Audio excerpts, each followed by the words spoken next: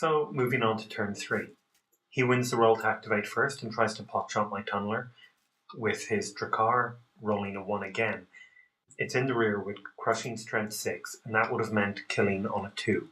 He then shoots my Nightcrawlers with his warriors on the right, only doing 1 wound, despite accidentally taking 10 shots with 8 guys. I respond by advancing into Chemthrower range, the magical range for Veermyn, it seems. I kill 6, and suppressed a unit with so many shots I needed more than the 25 dice I had with me for the game. I advance. His second warrior section takes aim at my Scourgers and wipes them out, and that's 190 points wasted. Jeez. He activates his Jotun cannon and gets a bunch of hits on my Tunneler. 2 6s wipe it out. The Nightspawn pops out, taking 3 hits, but thankfully only 1 wound. Bowling for Nerve suppresses him. Damn. He would have received a done marker anyway, but now I might not even be able to use him next turn due to the suppression. But at least he's less likely to be wiped out by the warrior platoon because of the -1 from suppression. Now, I really need my other tunneler now. I'm all out of activations, but then both his units fail to activate, which is pretty glorious. And the turn ends with a score of 415 to his 630. Turn 4. At this point, I want my Nightspawn to stay suppressed until he has support. Cover and suppression are the only things keeping him alive right now.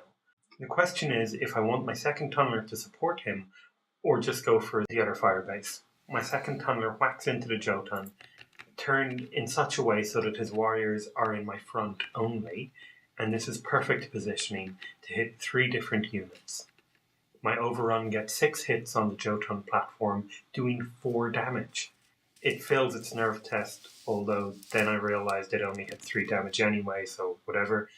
Then shooting kills 2 blockers and 5 warriors, because Chemthrowers are insane.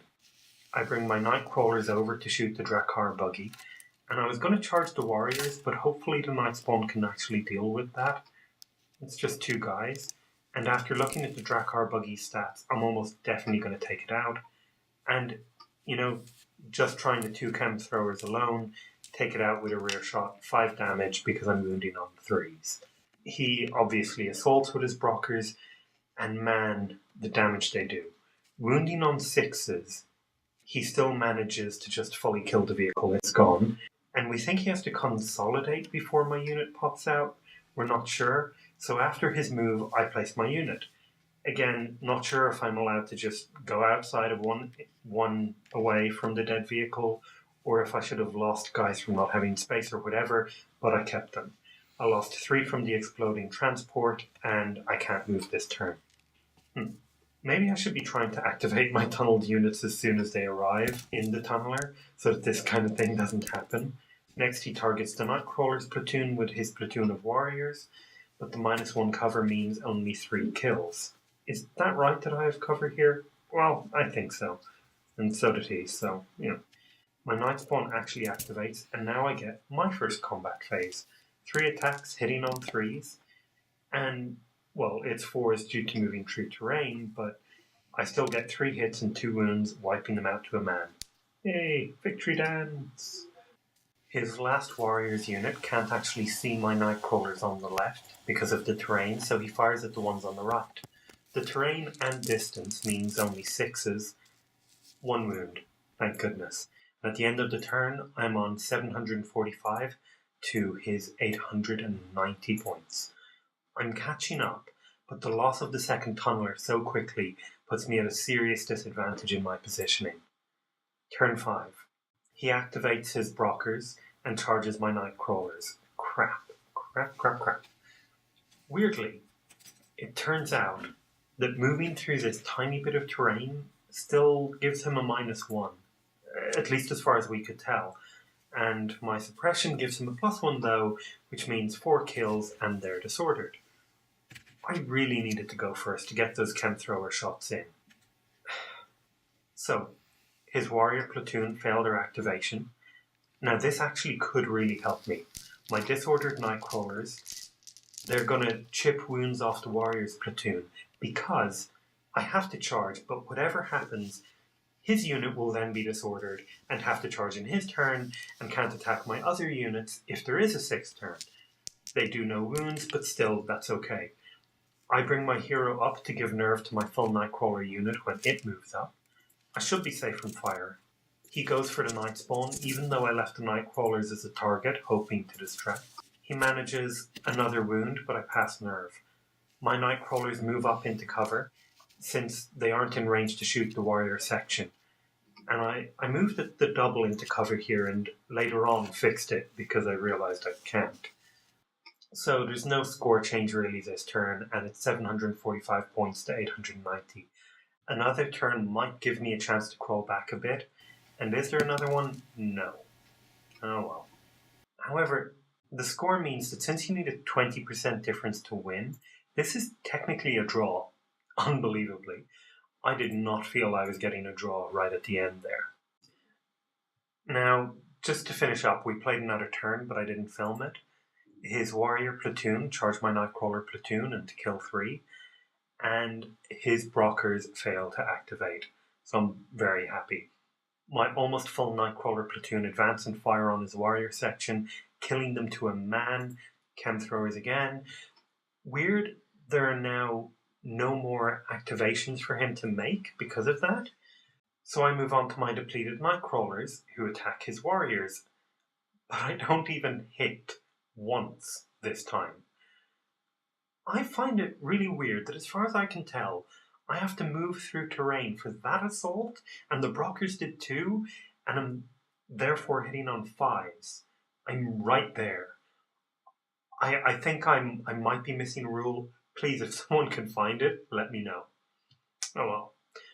My Night Spawn can't do anything, which means that all that happened in this turn is that it was just a closer draw of 895 points to me and 890 to him. Okay, my final thoughts.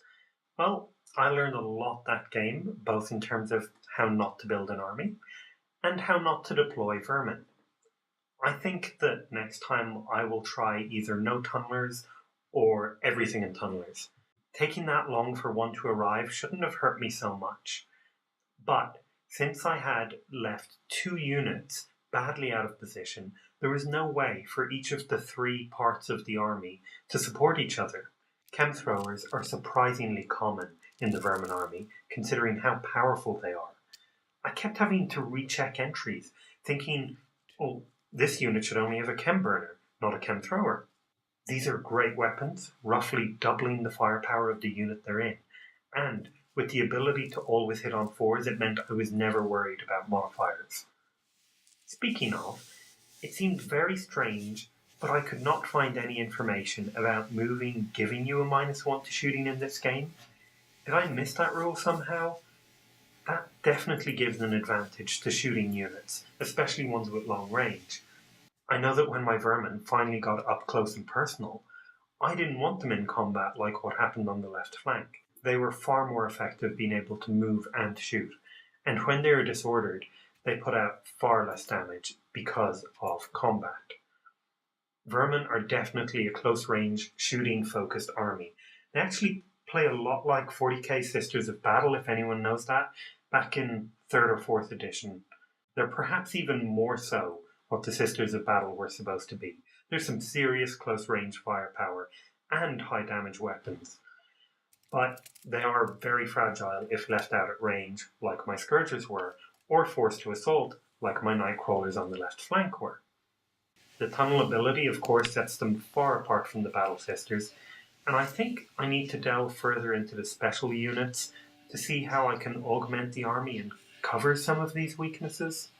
Forgefathers, on the other hand, have some great shooting, well, obviously, and it may not have come across in this battle, but Steel Warriors having a 5+ defense value really sets that army apart. Then the Brockers, they plugged a serious gap in his army due to the special rules for pistols, because once he was finally able to bring them into the fight, things really started to turn his way in combat. And that really held me back from overwhelming him. The only thing that confused me there was that if I was very close to another unit, as far as we could tell, I could just assault that unit instead of the one that assaulted me forcing him to commit more units to combat that he probably really didn't want to commit. Now, I really like the rules for pistols.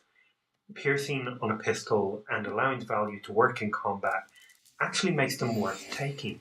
If any of you want to see more battle reports, please subscribe to my channel and feel free to let me know what kind of battle reports you'd like to see in the comments, even if it's another gaming system. I think I'm definitely going to do a play-by-email game again. It may have taken me a really long time to play, but it was still fun. And if anyone is interested in a 6mm Warpath play-by-mail game, please get in touch with me at manticmoments@gmail.com. But please do keep in mind it requires regular short emails or messages, and I can't leave the game up forever. So if you want to play, you have to be in regular contact. And if you have any suggestions on how I can improve my battle reports, please just leave them in the comments and let me know.